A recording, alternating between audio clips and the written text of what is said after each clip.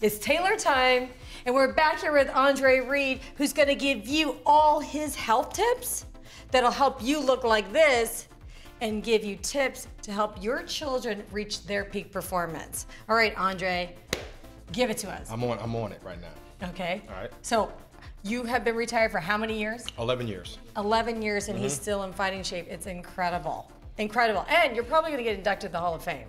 Hopefully this year. I'm pretty close. We're gonna keep our fingers crossed. Yeah. Now, I mean, I'm not gonna ask you how old you are, but you look, I mean, you have a better body than most 20-year-olds. So, Thank you, Taylor. Well, okay, so what do you attribute that to? Well, I'm very regimental, which means I get the right sleep, I work out, and I rest. Okay, three things. He gets enough sleep. And a good diet. And he rests, and he has a good diet. So Right. sleep and rest are the same thing, diet, and he works out. So whatever you do can, I mean, obviously the fathers and men out there, they can't adapt this type of lifestyle, but they can also pass it on to their children. So a lot of their sons are now playing sports and daughters, and they can do this as well, right? Exactly, exactly. And I think the most important thing is being a professional athlete, you have a certain regimen you go through to be at the top level. You know, there was a certain thing that I went through every single season in the off season, that if I didn't do this and I wasn't really focused on it, come Sunday, I was not going to be prepared. So, you know, getting the right rest again and eating right and getting the right, doing all those things that I need to be on Sundays to be ready to go. Those are very important to me. And you do have the formula for success. So again, sharers, let's break it down. Let's talk about diet first. Tell us about the diet. Well, you know, I can eat anything I want to, but you know, definitely I have to worry about cholesterol and things that are not good for me. I'm not going to go and eat McDonald's hamburgers and do things of that nature, because there's no energy in that food. Let's face it, we need energy to be at our top performance. Need proteins, nutrients. Proteins, all that kind of stuff. I don't count calories or carbs or anything like that. I just realized that the most important thing to me when I do eat is it's not loaded with cholesterol and saturated fats and all that kind of stuff. So it's quality. You're not out there eating junk food, but you're having quality food. Very quality. And I don't overeat. You know, when I'm done eating, I'm done. How do you know? How do you not overeat? What's your trick? Well, I just say that's enough. I mean, a lot of people, you know, in America, we're an obese country. Right. A lot of people do not want to push away from the table. Yeah. And it's hard for some people too, because they feel they're not full, but you know. Do you eat slow so your stomach can tell your brain you've had enough food? I just say that, you know what, that's a good point, because I really don't. I just, when I'm done, I'm done. You just know, you've trained yourself to know that enough is enough. Yeah, exactly. And it's true, a lot of people don't have a shutoff valve, and that's really important to push away before you're full. Right. Okay, so let's now talk about exercise. What is your formula there?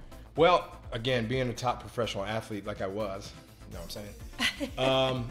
You have to, there's a certain formula that I went through in order for me to be the best that I can be. And that was, you know, being in the gym, getting on the weights, doing all those things you have to do to be your best, the best you can be. But then again, you have to realize how you know, the increments of that too. You got to know when to stop, when to get the right things. So how many days a week do you work out hard? When I was playing, you know, I'm not playing no more. When I was playing, it was 5-6 days a week.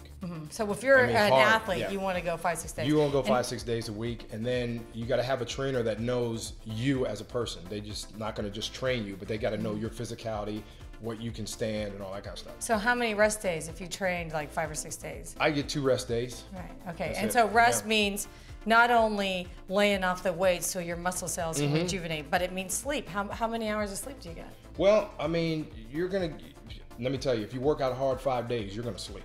You sleep hard, don't you? You sleep hard as a rock. Like how many hours?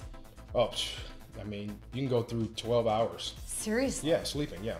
And that actually is the only time your muscle cells grow and rejuvenate. And another important thing is too, when you're working out and when you're resting, you gotta stretch. You gotta do all the things, because your body is so amped up that your muscles gotta, not only are they calming down, they tighten up, so you gotta stretch. Okay, awesome, I like that. And so you're religious about stretching? Well, I'm pretty religious about it. I've been getting away from it because of some of the other things I'm doing, but again, I feel I'm predisposed to a lot of things, and I still do need to do that kind of stuff.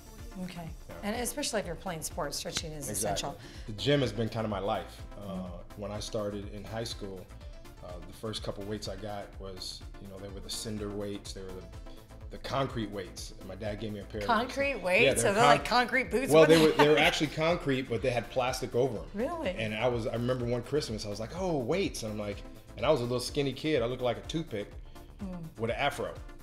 So I was. You're gonna have to give us that picture. I got a Q-tip with an afro. So, but when I got into weights, one thing about me, I was really determined on what I want to do in my life, and I was like, you know what, this is a good thing. I think it's going to be good if I continue to do it and push hard and have the right people behind me. I was going to be successful. Very good, and you're obviously disciplined.